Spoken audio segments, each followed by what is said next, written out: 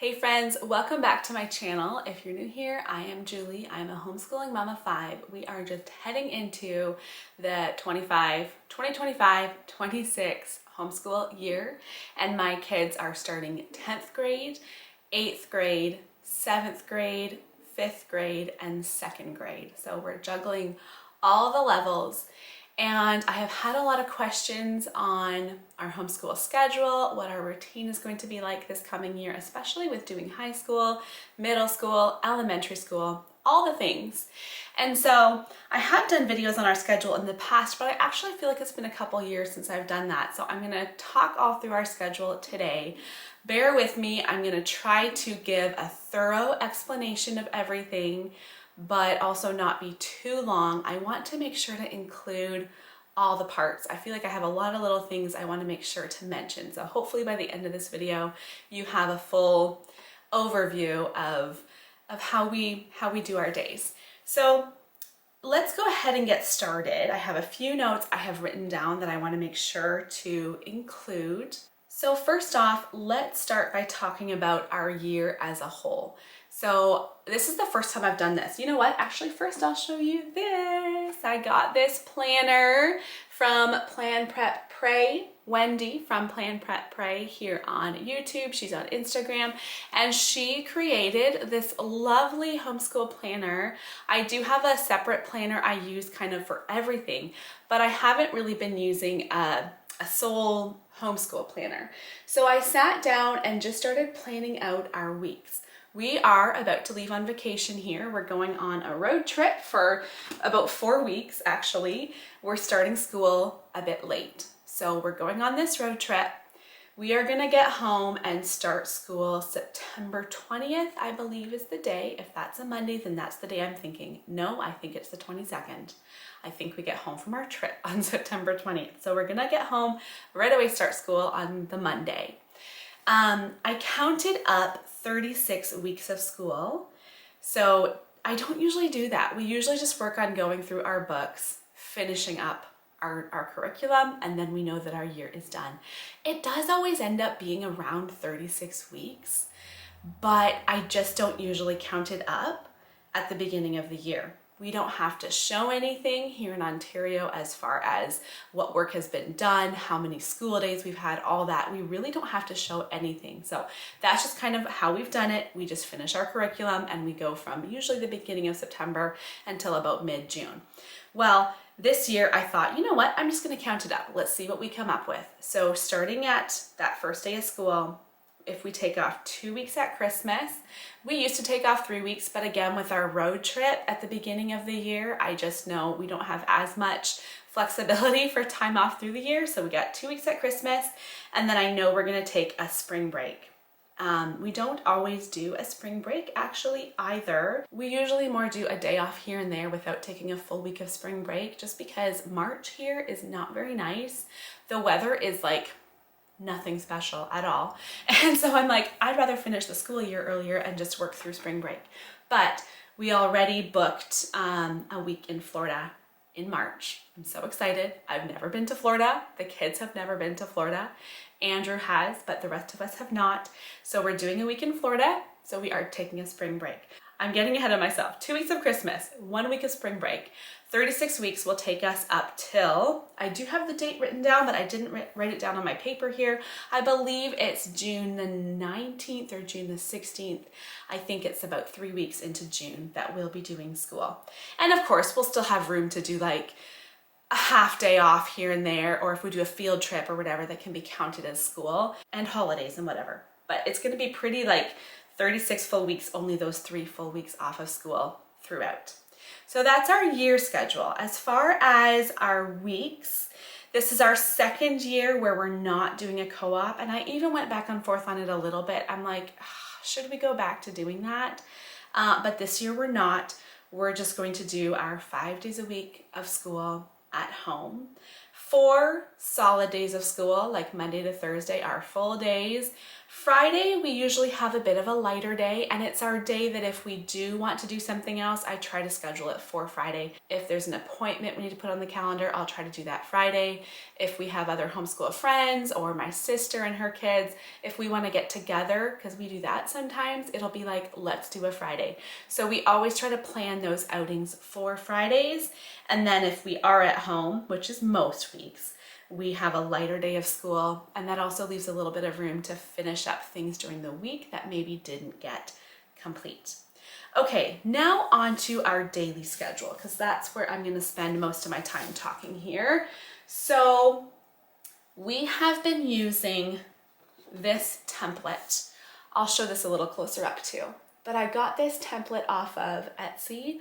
I looked for a while for a good one, and I love how it has the 5 spots up top, so each of my kids can have their own column.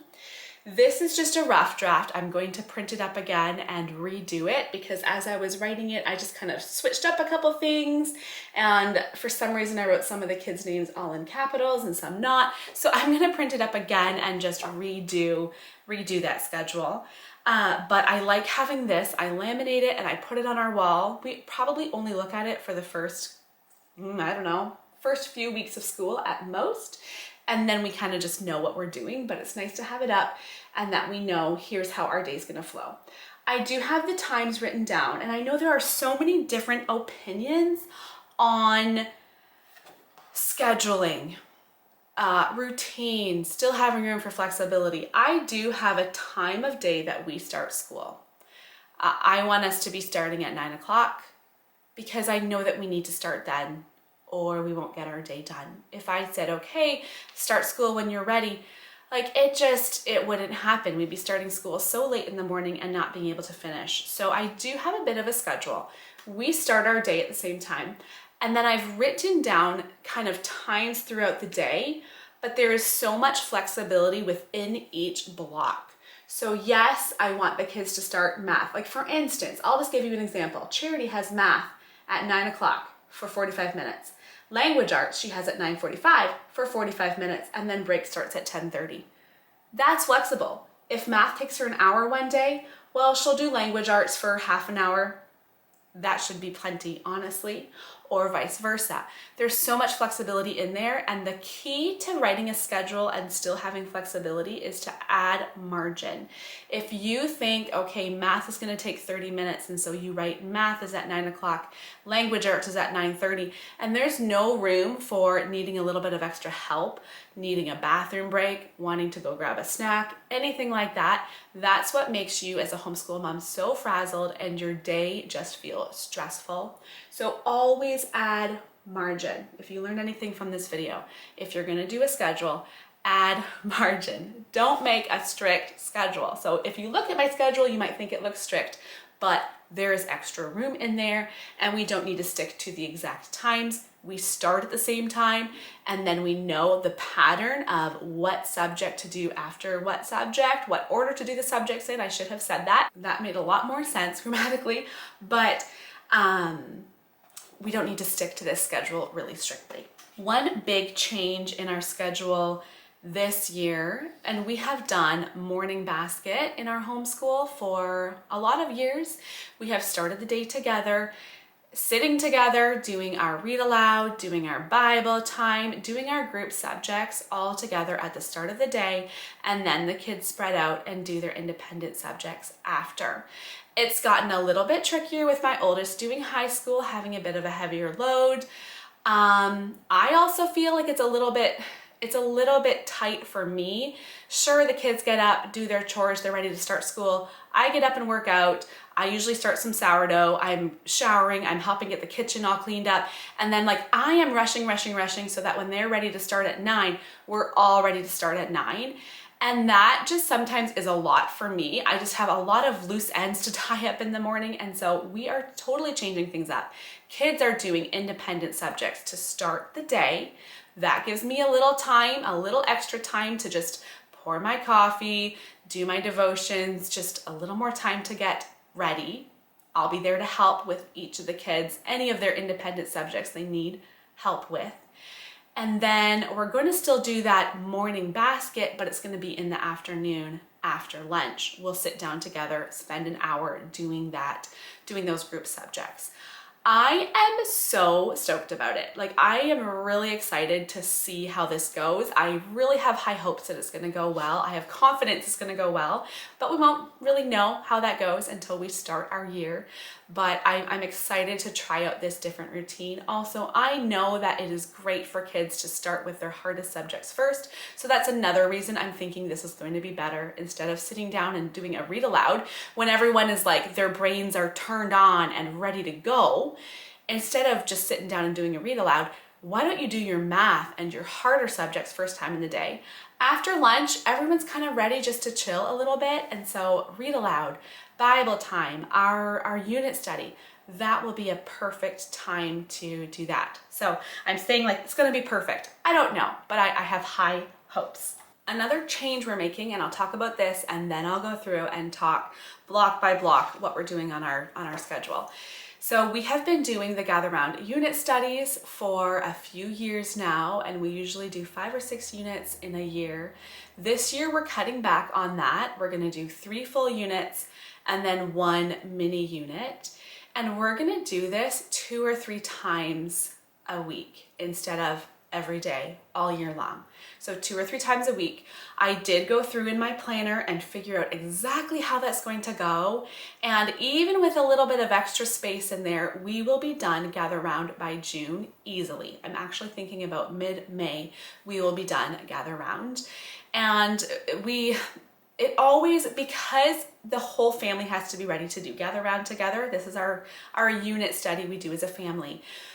If one child's sick or one child is away, we can't do it, so we have to do it when everyone's together, which is of course most days, but still it ends up being that at the end of the year, that is one of our very last things. Okay, maybe one child's done math, another child's done language arts, but we still have our unit study till the last day of school. And once we hit spring and early summer, we have sports going on in the evenings, and we're so much busier. And so I think a lighter end to the school year will be a big bonus. So we're going to be done our unit studies by mid-May to end of May. And then June, it'll just be all the kids finishing up their independent subjects. And I think that'll be a nicer end to the school year.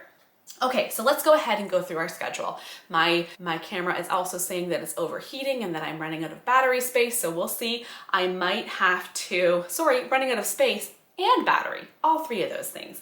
So I may have to pause here in a couple minutes, but we'll see if I can make it to the end. So 7 o'clock, everyone's basically getting up.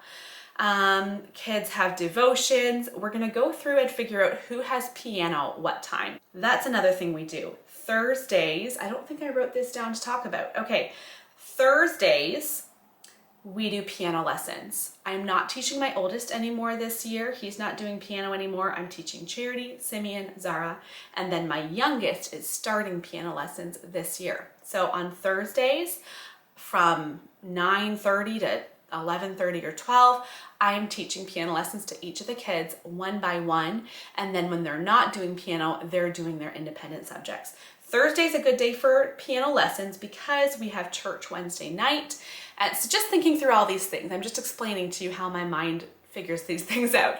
Wednesday night, we have church. We don't get home. The kids don't get to bed till 9:30 likely. And so it's harder for them to get up and get right into piano in the morning, as is the other day routine.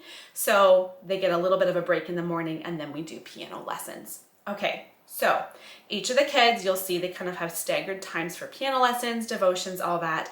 Everyone does morning chores.